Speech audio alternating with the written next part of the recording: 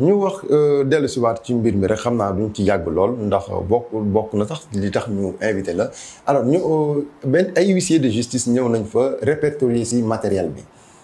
fekk na la fa yow bi nga ñëwee gis nit ñi taxaw gendarmerie ñëw ak ay camion ay fourgon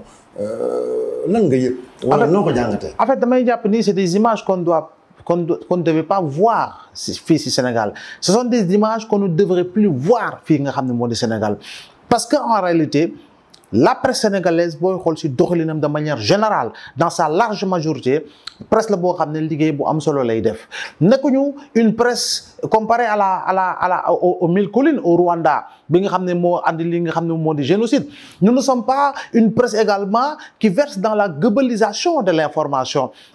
maanaam qui verse dans une certaine propagande boo xam ne c'est au profit d'un clan au profit d'une personne politique et cetera et cetera damay jàpp ni presse la boo xam ne c'est un contenu divers et diversifié ba tax na tey jii image yooyu nga gis huissier ñëw si ay problèmes de fiscalité autrement dit par rapport à l'administration publique fiscale damay jàpp ni loolu moom war na mën a ñàkk fii nga xam ne mooy Sénégal encore une fois j'insiste sur le mot dialogue le dialogue il doit être permanent. Le dialogue, il doit être inclusif. Le dialogue doit se faire en toute transparence. Le dialogue doit se faire avec des compromis forts, loin des compromissions, pour véritablement ñu mën a trouver des plages de convergence. waaye alhamdulilah parce que tey presse bi wane ni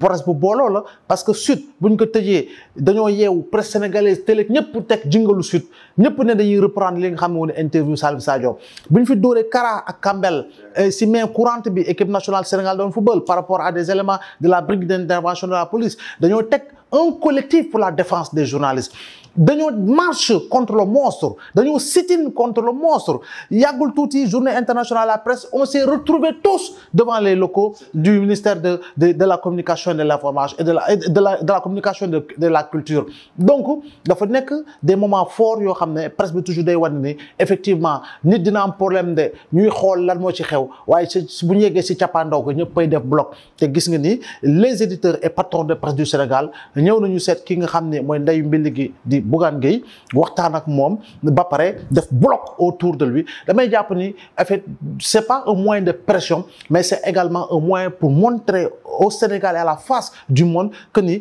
presse sénégalaise c'est une presse encore une fois responsable c'est une presse engagée xam nga au seul service de l'information vraie juste et vérifiée au seul service des populations de quelque bord qu'elles se situent et quel que soit le rang social quel que soit le rang par rapport ak li nga xam ne mooy jëflante si wàllu koom ak lu mu munti doon donc liggéey bu ñuy liggéey bu am solo la te njariñu Sénégal la parce que itam tey jii la presse sénégalaise elle peut être fière parce que itam foo dem à travers le monde dinañu duut baaraam presse su Sénégal na ko de yow de presse bu professionnel nga. Et Bougane dans tout ça moom waxul.